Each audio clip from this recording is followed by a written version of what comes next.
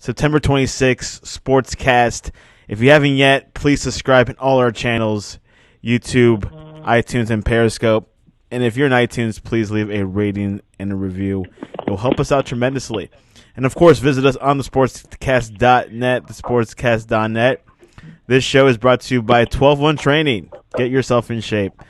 For the 11th time in the Nick Saban era, the Alabama Crimson Tide are 4-0 to open the season. Alabama took care of business Saturday against the Southern Mississippi Golden Eagles, picking up a 49-7 victory. And to join us to talk to us about Bama is Justin Riley. Welcome back to the Sportscast. Hey, glad to be here for yet another week, talking Tide football with you. Justin Riley, they open up a great 4-0, solid. Non-conference games are done. What'd you think about this match?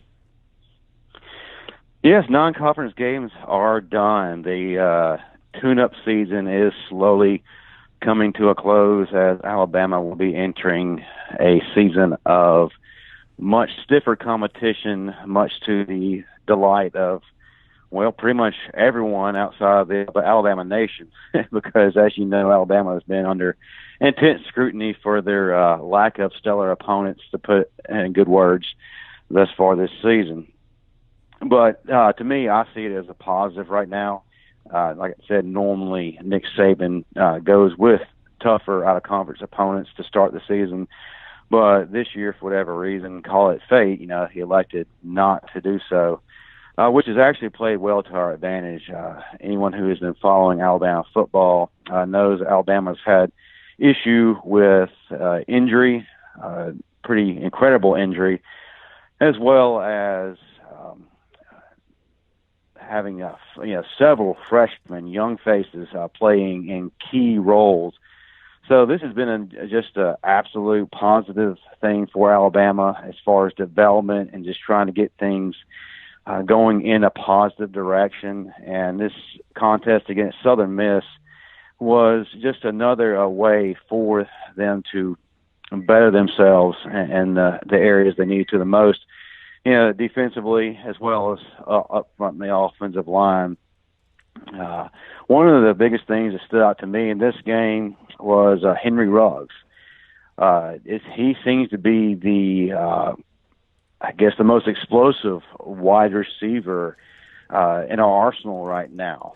Jerry Jeudy and Jalen Waddle, for the most part, have been relatively quiet, at least by their standards. And Henry Ruggs has exploded onto the scene, not only in the SEC play, but nationally, and he's just commanded the respect and praise of people everywhere. He was quite amazing. He had 4 receptions for 148 yards, 2 touchdowns.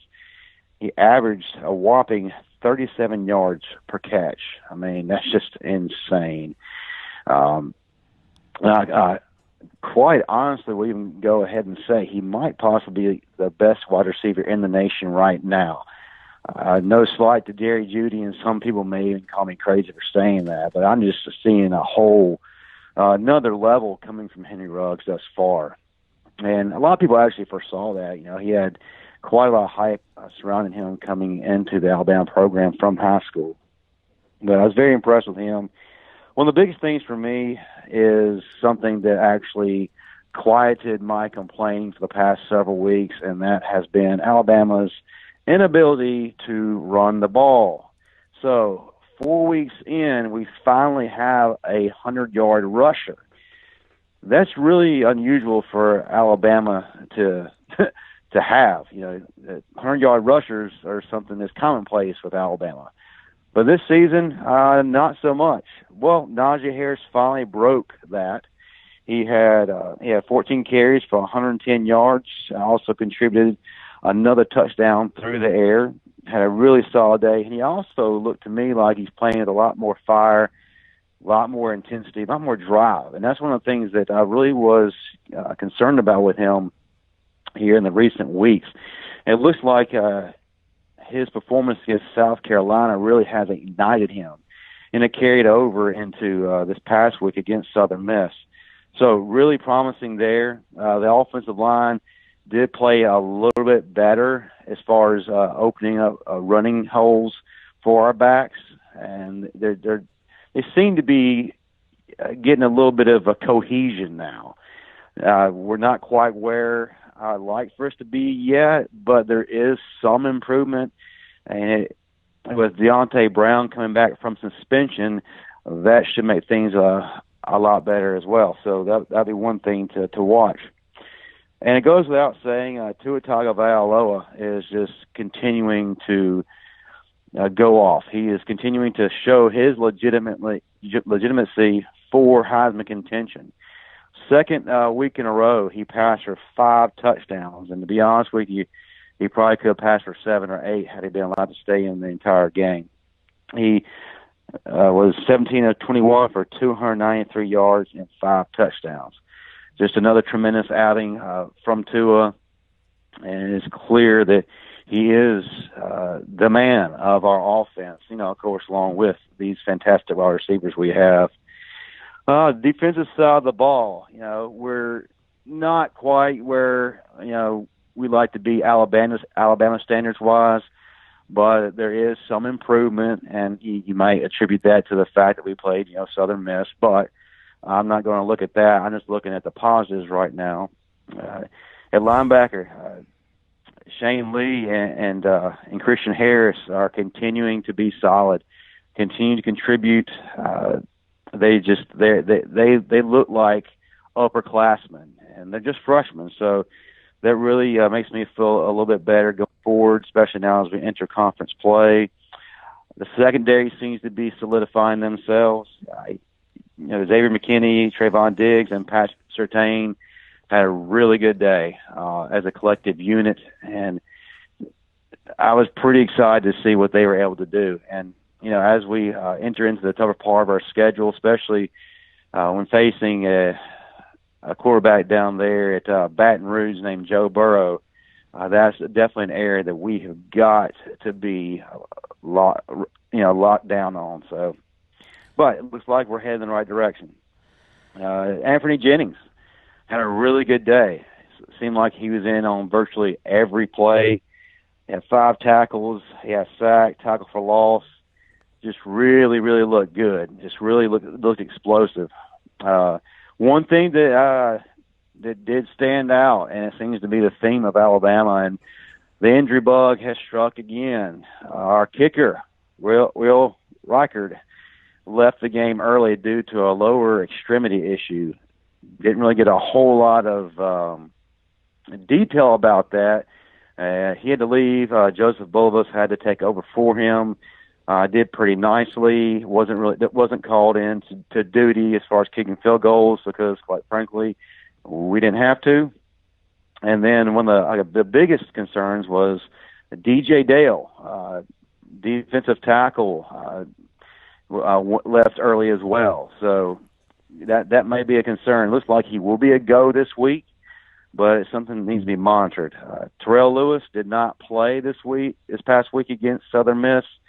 From what Coach Saban said, it just was a precautionary move.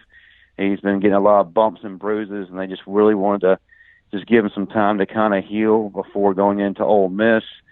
But that might be a concern to NFL scouts as far as durability goes. So keep your eye on Terrell Lewis. But overall, I was very pleased with what we were able to do this past week, and I really like the improvements that I'm starting to see. Like I said, not near where we need to be, but there was some positive growth.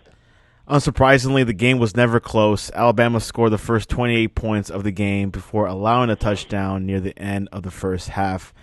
There isn't much more to discuss from this game. The Crimson Tide did what they had to do, and their conference games are coming up. And the first is Ole Miss. What to expect? The Rebels beat the Tide in 2014 and 15 and came really close in 2016. Justin, what are your expectations for Ole Miss? To be honest with you, man, I'm trying to forget those games. Definitely one of the least favorite experiences I've had as a Tide fan, especially when I moved back to the Mississippi area Man, I tell you what, Ole Miss fans are something else, man. If they can beat you, man, they never let you forget it. But I'm not here to talk negative about other fan bases. What do I expect? Well, Alabama is opening as a near 35-point favorite. So what does that say to me? Well, let's take a look at it. Like you said, Alabama these past few years, other than the losses, have pretty much handled Ole Miss with relative ease. But if you put these past two seasons aside, if you look at it historically, Ole Miss always tends to play their best game against Alabama. There is an unspoken rivalry between the schools, more so about Ole Miss, because there is a distinct hatred from the school and their fans towards Alabama. There's great disdain that's existed for years. So they just seem to play at top form when it comes to facing the Crimson Tide. So what do we need to look at this game? Well, first of all, we need to look at the Rebels quarterback situation. Matt Corral, he's thrown for 844 yards, 4 touchdowns, and 1 interception. His quarterback rating is not really that good. He's at 51%.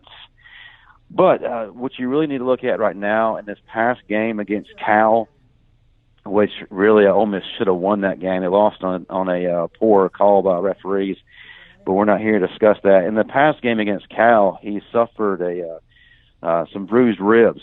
So not really sure what percentage he's going to be playing at or how limited his role is going to be. From what coaches were saying this past week, you may see both him and John Reese Plumlee rotating, but there's not a definitive answer for that yet. Matt Luke and Rich Rodriguez have a plan in place for both quarterbacks. We'll just see what the game calls them to do as it goes. But as far as their offense, whoever the quarterback's going to be, they're going to be looking to wide receiver Elijah Moore pretty often. If you have not really followed the Rebels, which, outside of the SEC and the Rebel fan base, you really don't know much about them. This past season, they lost 3 wide receivers to graduation and the NFL draft. Top wide receivers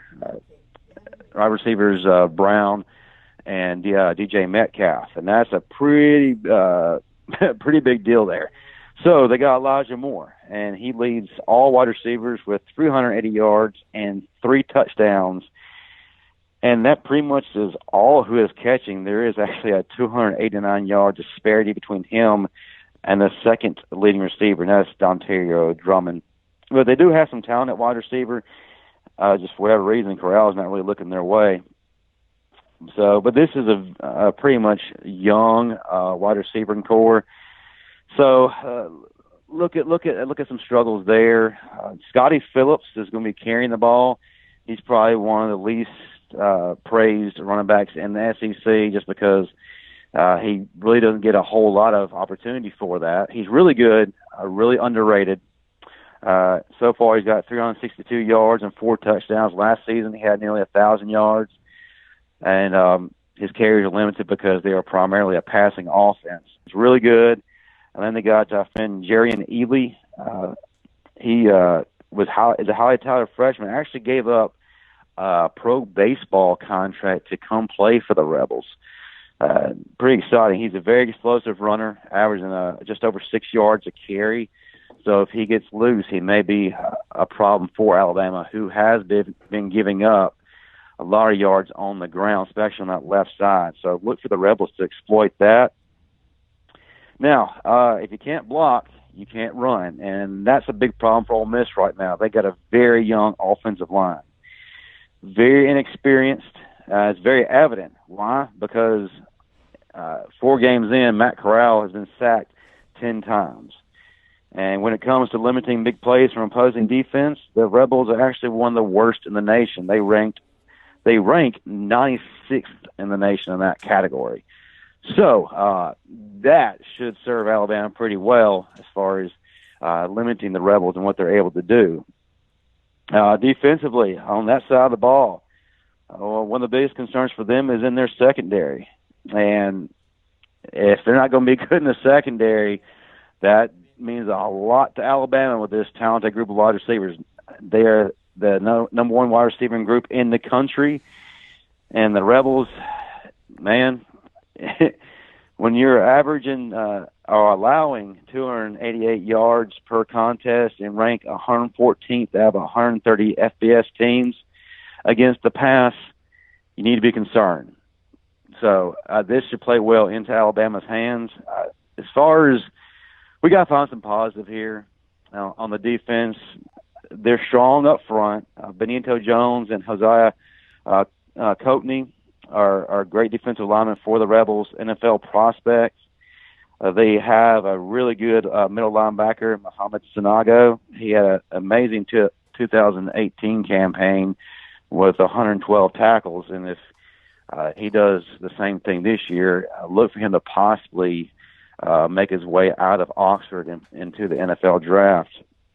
Their secondary isn't very good. They do have a good do-everything back in Miles Hartsfield. He's played corner, nickel, and safety, which kind of tells you where the Rebels are in their secondary. They have one guy pretty much trying to do everything. So they're going to need some help. And this really falls well into what Alabama's able to do best, and that's score a lot of points through the air. Yeah, pretty much where we're looking at. Ole Miss definitely has a better pass rush defense. The D can get into the backfield on a regular basis, and there's a good chance that this group will get to Tua Tagovailoa better than anyone else all season long. It's going to have to take something special from a Rebel defense that's been able to keep Memphis, Cal, and Arkansas from doing too much. But we'll see what happens. Obviously, Alabama has a power offense and looking at another win under their belt. This is not a strong Ole Miss that we've seen like the past couple of years, but they're a little bit in a transition phase, aren't they? Well, they are. It's not that they don't have any talent there, but they're, like you said, in a transition phase. They've got a lot of young talent in a lot of positions, a lot of inexperience. Now, they will eventually get a lot better. Things will eventually start clicking. And like you said, this is going to be a very talented defensive front we're going to be going against. And Tua Tagovailoa is going to have that quick release that he has executed so perfectly thus far in the season to avoid any kind of negative plays against this defensive front. So he'll have to be the top of his game. But really, Alabama's offensive line is going to have to step up as well and be more than average and be good, be next level, because, you know, they're good. Ole Miss is good defensively up front, but LSU is much better. So we got to have that progression going, and it starts this week against this good front. But, yeah, Ole Miss is a good team. Very young. Rich Rodriguez is calling the plays offensively, and look for him to start getting things going and showing a little bit more this week with his skill guys. But Alabama needs to be alert. They need to not take this game lightly and be complacent at all. They just really need to go in there and put this game away pretty quickly. You don't need to let Ole Miss hang around. Looking at the SEC games that happened this past weekend, Florida defeated Tennessee 34-3. That was not much of a match for Florida. Not at all, and I'm kind of disappointed because, you know, I've said previously, man, this used to be a great rivalry, and usually the winner of this game had a lot more to play for, whether it was a SEC East Division title, an opportunity to play in the SEC championship, as well as an opportunity to play possibly for a national championship. That was always seemingly on the line when these two met, but now that's not the case at all. And I really honestly felt that going into this game that Tennessee was probably going to they would play the best game of the season. And that was the complete opposite this past Saturday. Florida was able to dominate them, quite embarrassingly. And I'm just beginning to question the resolve of Tennessee's players at this point.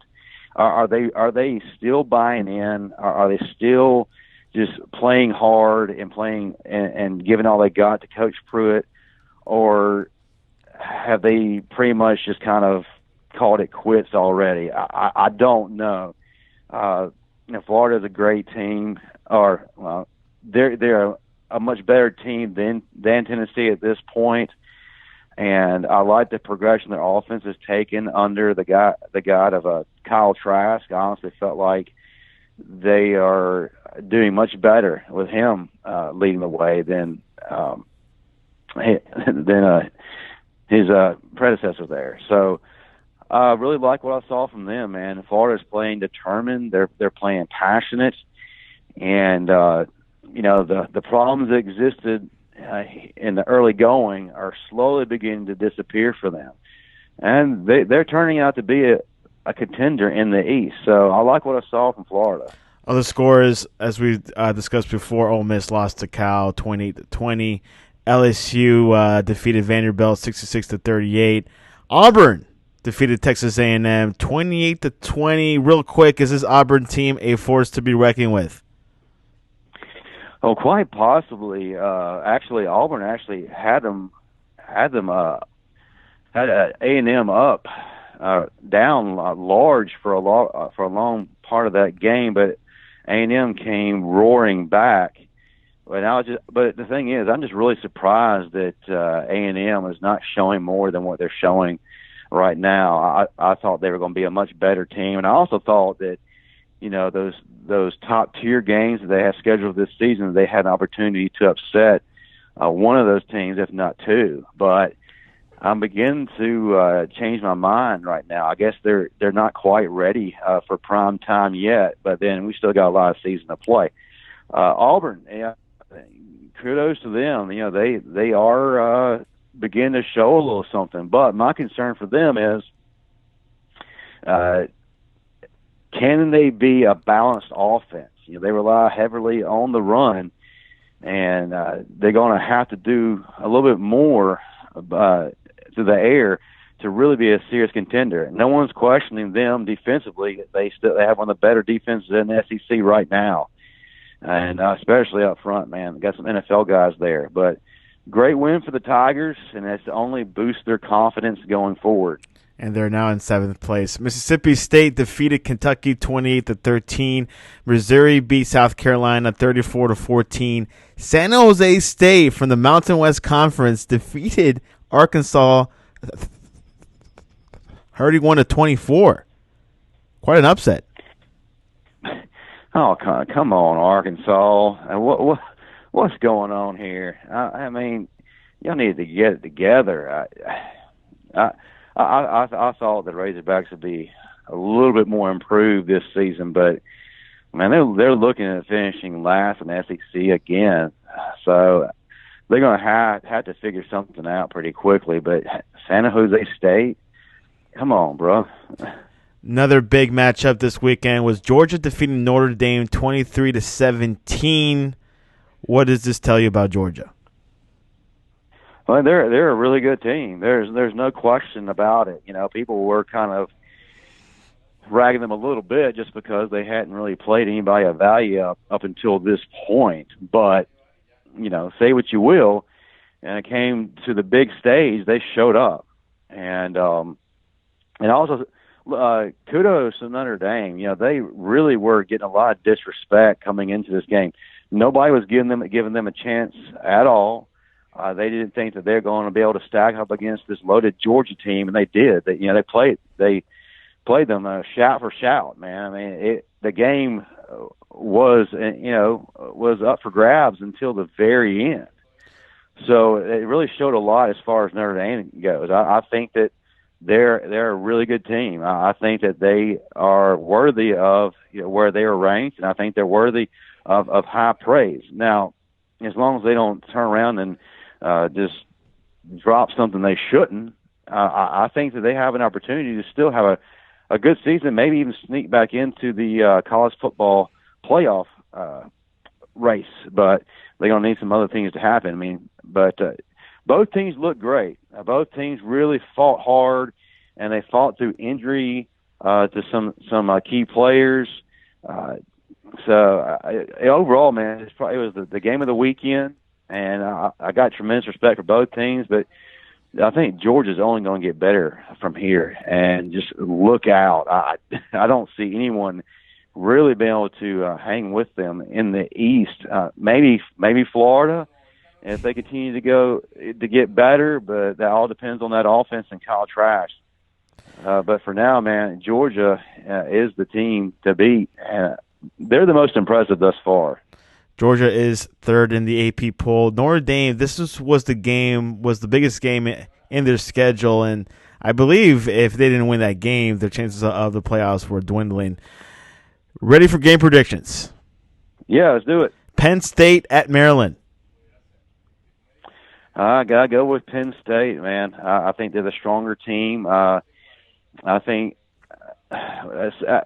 Maryland would have had an opportunity to possibly beat Penn State, but they just didn't really show anything at all against Temple, and I just saw a huge regression. And they're really not good on the offensive line, and I just think when you're going to rush their quarterback, it's going to be a major problem. Penn State is a lot more talented, and I think they win this game. Penn State is number 12. Number 21, USC at number 17, Washington. Wow. This game is silently a decent game to watch. Is you kind of want to see which one is actually going to be a decent team in the Pac-12 here, because USC they drop one to BYU, then turn around and win a big one against Utah, highly ranked Utah. So which USC team is there? Washington was highly touted, for the Pac-12 this year, but then dropped one to Cal. So this is kind of a show us where you're at game for the both of them. But I'm going to go with USC just because the talent level. USC upsets Washington. Northwestern at number 8, Wisconsin. Wisconsin, I don't see that being a contest very long at all. Clemson at North Carolina. They'd be over with in the first quarter, Clemson. Mississippi State at Auburn. I think Auburn will have a little bit of a letdown. I think it's going to be closer than experts think, but I'm going to go with Auburn in this one. Auburn continues their streak. Texas Tech at Oklahoma. Oklahoma, another big day for Jalen Hurts and that high-powered offense. Jalen will throw for 300 yards and run for 150, so it keeps going. Virginia at Notre Dame. Notre Dame's going to win this one. I think this is going to be a lot closer than what it should be, just because Notre Dame is coming off of a very emotional game, a tough loss against Georgia, so they're going to be a little bit down and not really fire on all cylinders, but they're going to do just enough to win.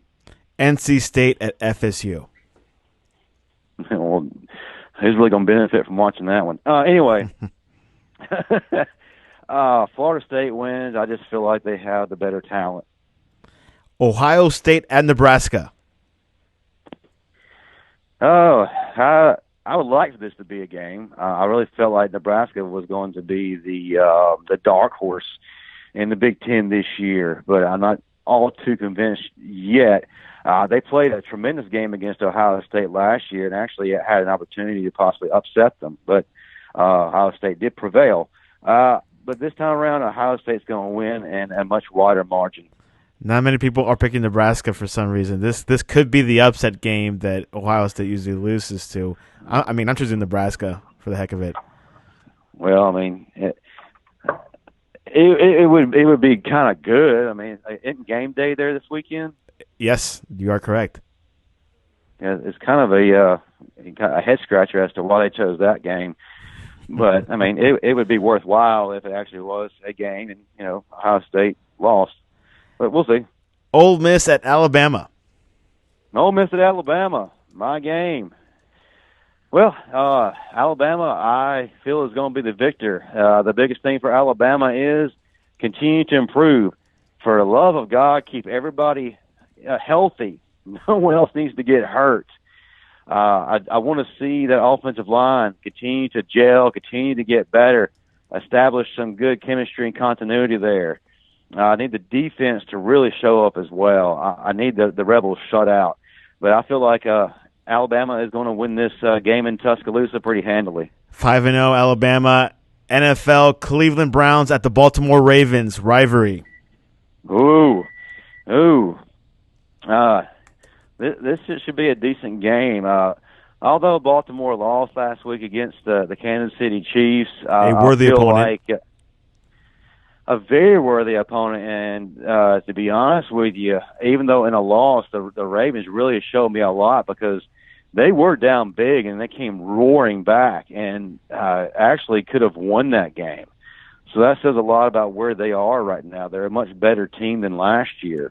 The Cleveland Browns, they're not living up to the hype. They're not living up to all that preseason praise just yet. And I think the players are hearing all that, and they're getting frustrated. I know it's frustrating Baker Mayfield because he can't keep his mouth shut. But maybe if he actually focused on his game instead of, talking about other folks, they might do a little something. But is it going to be enough to beat the Baltimore Ravens? I say no, and I say that Marlon Humphrey will shut down OBJ. Baltimore wins. Baltimore wins. And tonight, Thursday Night Football, Eagles at the Packers.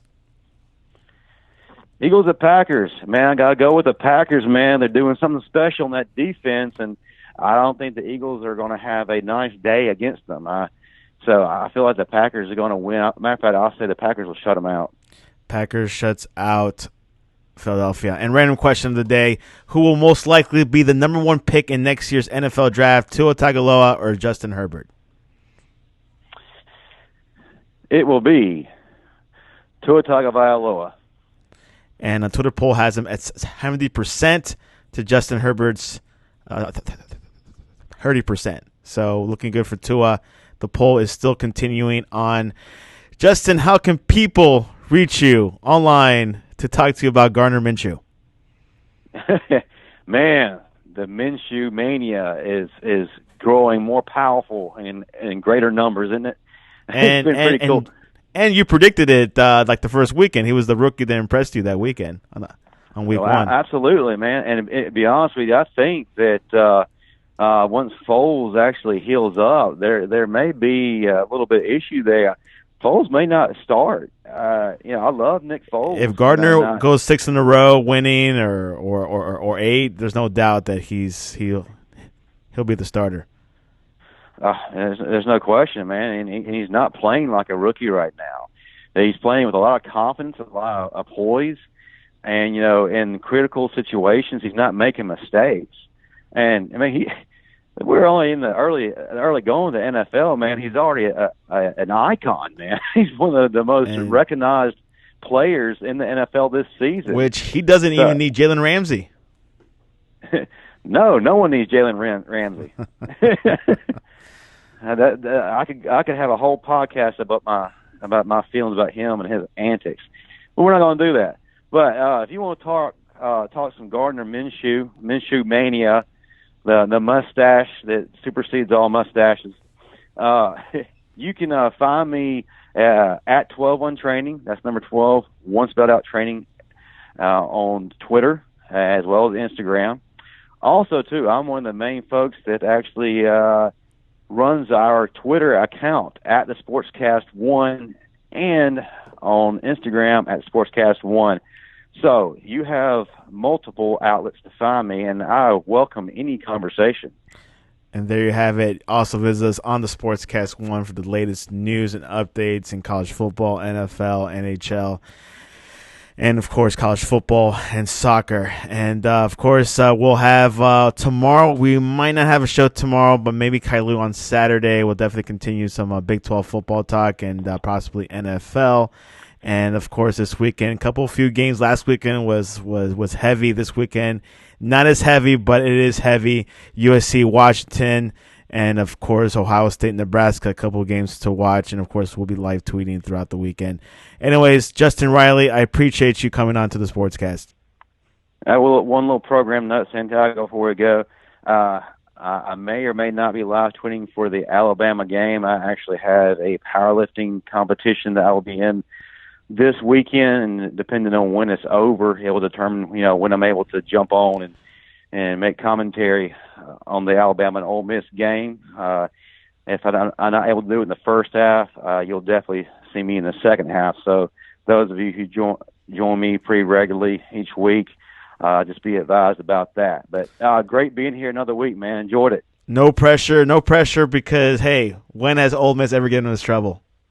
Back in 2014 and 15. And almost 16. Anyways, have a great day. You too.